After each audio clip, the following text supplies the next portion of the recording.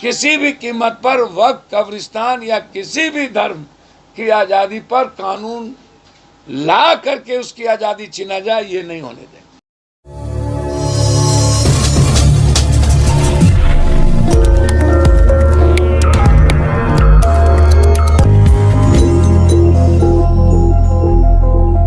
पूर्णिया के सांसद पप्पू यादव ने वक्फ बोर्ड बिल को लेकर पटना में एक प्रेस वार्ता की। प्रेस वार्ता के दौरान उन्होंने वक्फ बोर्ड को लेकर बातें की। इसके साथ ही उन्होंने आज घोषणा की कि वे 29 सितंबर से अपनी यात्रा पर निकलेंगे।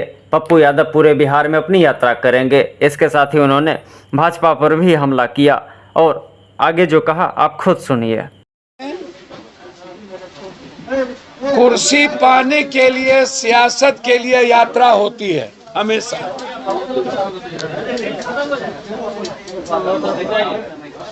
बिहार में यात्रा सत्ता की, कुर्सी पाने की, सियासत की यात्रा होती है।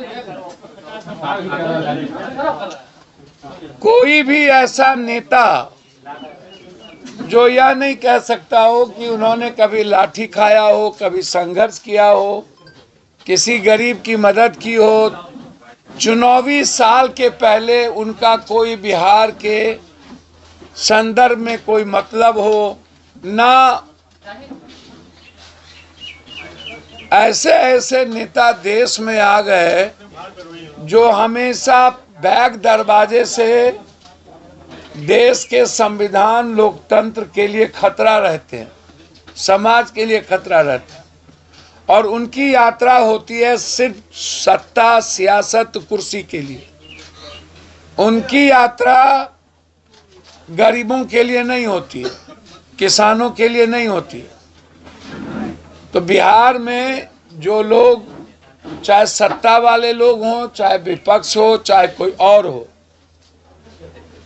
उनकी यात्रा जो है बिल्कुल इस बिहार के 14 करोड़ जनता के भावनाओं के खिलाफ है,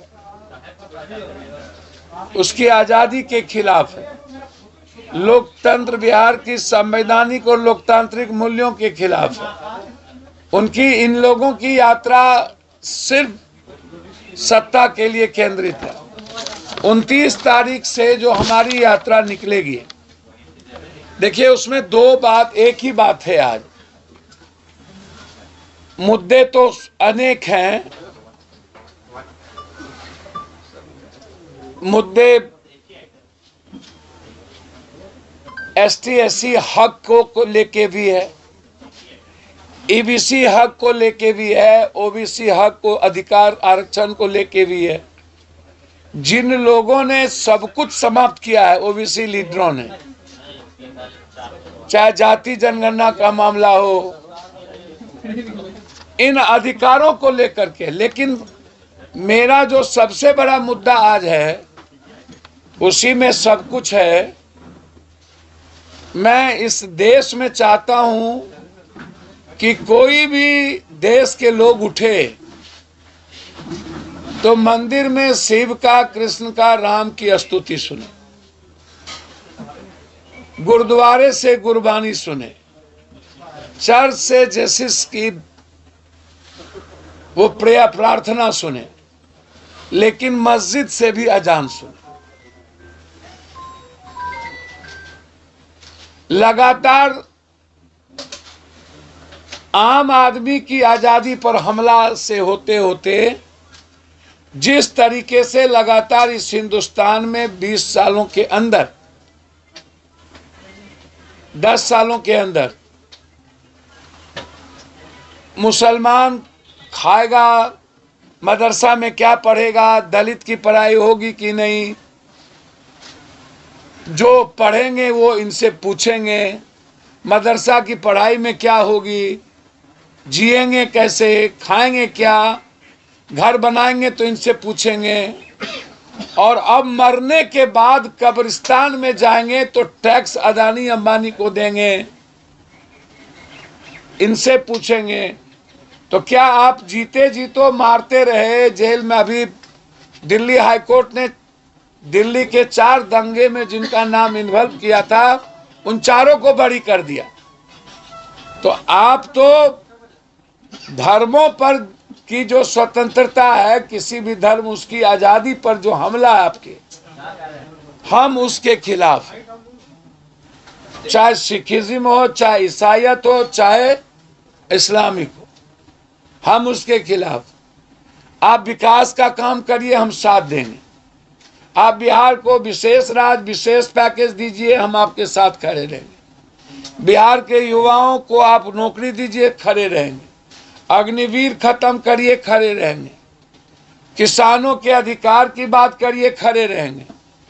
हम सरकार के विरोधी नहीं है, लेकिन आप किसी भी धर्मों की आजादी की को छीनेंगे तो हम उसके खिलाफ रहेंगे, एकदम रहेंगे। इसीलिए हमने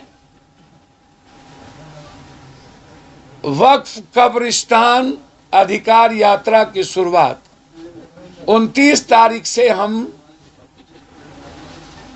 अररिया, 30 तारीख को किशनगंज, 31 को कटिहार, कोसी सीमांचल होते हुए पटना के गांधी मैदान है।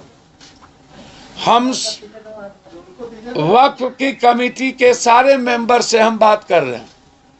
इमारतें शरिया से लेकर इस्लामिक जितने इदारा हैं, मिल्ली काउंसिल से लेकर के सबके इदारे के जो चीफ है उनसे मेरी बातचीत हुई है। हमने अन्य धर्मों के लोगों से भी बातचीत की है। यदि इस तरह यह काला कानून लाते गए और कभी हर धर्मों की आज़ादी पर और लोगों के जीने के आज़ादी पर ये हमला करते रहे, अब मरने के बाद भी कब्रिस्तान में जाने के लिए सोचना पड़े मुसलमानों को या किसी को, टैक्स अदानी अंबानी को दे और सारी जमीन अदानी अंबानी को दे दिया जाए, तो ये जो सारी जमीनें अदानी अंबानी को दे दिया जाए, इसके हम खिलाफ हैं। मरने के बाद कब्रिस्तान का अधिकार के हम खिलाफ हैं। वक्फ जो बिल्कुल रिलीजन से जुड़ा मामला है, लड़ाई सीमांचल कोसी होते हुए हम पटना के गांधी मैदान आएंगे और सदन में यदि इस काला कानून को लाया गया तो हम उसकी पूरी जोर विरोध करेंगे। जरूरत होगी तो उस कानून के खिलाफ आर पार की लड़ाई लेंगे, लेकिन मेरे जीते जी किसी भी कीमत पर वक्फ कब्रिस्तान या किसी भी धर्म की आज़ादी पर कानून ला करके उसकी आज़ादी छीना जाए, ये नहीं होने देंगे।